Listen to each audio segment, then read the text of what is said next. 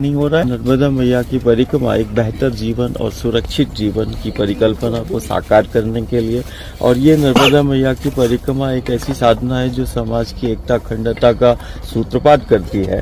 नर्मदा मैया की परिक्रमा सनातन संस्कृति की जीवंत प्रामाणिकता है जो वैश्विक स्तर पर मां नर्मदा और सनातन और संस्कृति की महिमा और महत्व को स्थापित करना, और लोग अपनी माटी से प्रेम करें, अपनी संस्कृति से प्रेम करें और माटी और संस्कृति से जुड़कर जीने की बात करें।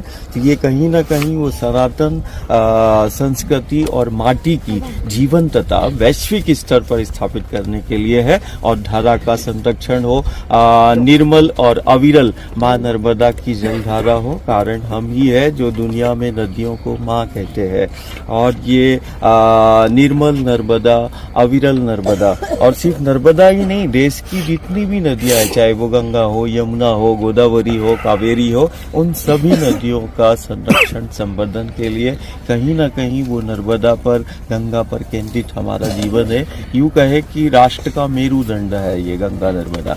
और हम जिन पर्वतमालाओं को देख रहे हैं, हम ही दुनिया में है, और हमारी सनातन संस्कृति है जो पेड़ों को, पहाड़ों को हम पूजते हैं। दुनिया का असाधारण पर्वतमाला, सतपुड़ा, विंध्याचल, अरावली की पर्वतमालाएं, हिमालय, ये सब हमारे पास है। तो ये कहीं ना कहीं उन पर्वतों के संरक्षण संवर्धन के लिए भी है। कारण हम पेड़ पहाड़ों को परमात्मा और ईश्वर का स्वरूप मानते हैं।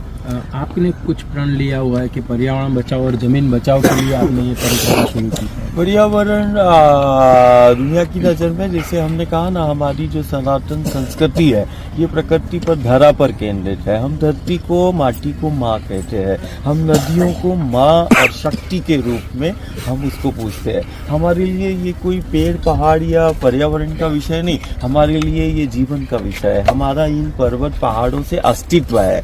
तो कहीं ना कहीं जो सबसे बेहतर और सबसे सुरक्षित जीवन, यदि आज के हम वर्तमान परिप्रेक्ष्य में देखें कि सारी दुनिया में संक्रमण और आपदाओं का दौर है और सारी दुनिया भयभीत है, एक बेहतर और सुरक्षित जीवन की खोज कर रही है। कहीं ना कहीं ये देवधरा और ये सनातन संस्कृति, जिसको हम भारतीय हिंदू सनातन संस्कृति कहते हैं, जो पेड़ पहाड़ों और प्रकृति से जोड़ती है, कहीं ना कहीं ये साधना, ये संकल्प, ये व्रत उसी सनातन संस्कृति पर केंद्रित जीवन व्यवस्था और विकास की परिकल्पना को साकार करना है। और आत्मनिर्भर भारत और समर्थ भारत का निर्माण ये तभी संभव है जब हम ये पेड़ पहाड़ और नदियों से जुड़कर, प्रकृति से जुड़कर, जो हमारा धर्म भी कहता है, हमारी संस्कृति भी कहता है, हमारा सनातन भी कहता है।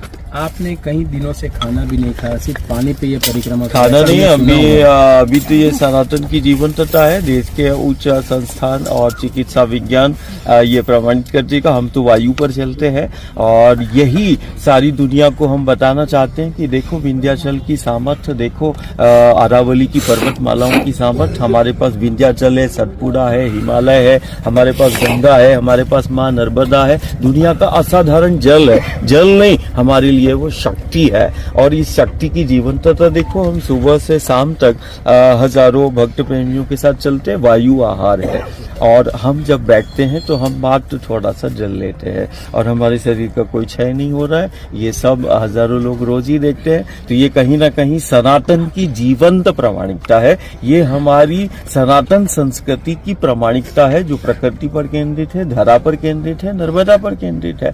तो ये कोई चमत्कार नहीं, ये कोई विद्या या सिद्धि मंत्र नहीं, ये धारा पर, नर्मदा पर, प्रकृति पर केंद्रित जीवन की सबसे बड़ी प्रामाणिकता है, या हम यूं कहें सनातन की प्रामाणिकता। तो 5 साल हुए आपको जल पे जीते हुए? अब वायु पर है, अब वायु आहार है, और हम थोड़ा सा जल, हम चलते समय हम जल का प्रयोग नहीं करते। जैसे हम सुबह चलते हैं, अभी शाम होने वाली है, अब झिरवानी में आज का पड़ाव है, तो 25 किलोमीटर, कभी 30 किलोमीटर भी हो जाता है। वायु ही आहार है, और ये कहीं ना कहीं इस बात की प्रामाणिकता है कि इन जो हम पेड़ पहाड़ों के संरक्षण की बात कर रहे हैं, या जिन पेड़ पहाड़ों को हमने देवता और परमात्मा और ईश्वर के स्वरूप में माना है, हम उसी भारतीय हिंदू हिंदू सनातन संस्कृति की जीवन प्रामाणिकता को रखता है कि हमारे लिए ये पेड़ पहाड़ कोई साधारण नहीं, हमारे लिए ये धरती का कोई टुकड़ा नहीं, हमारा ये माँ है। हमने माटी को माँ कहा है, हमने इन पेड़ पहाड़ों को परमात्मा ईश्वर का स्वरूप माना है। तो इनका संरक्षण हो, इनका संवर्धन हो और गांव नगर इनसे जुड़कर सबसे बेहतर जीवन और सबसे सुरक्षित जीवन की परिकल्पना को वो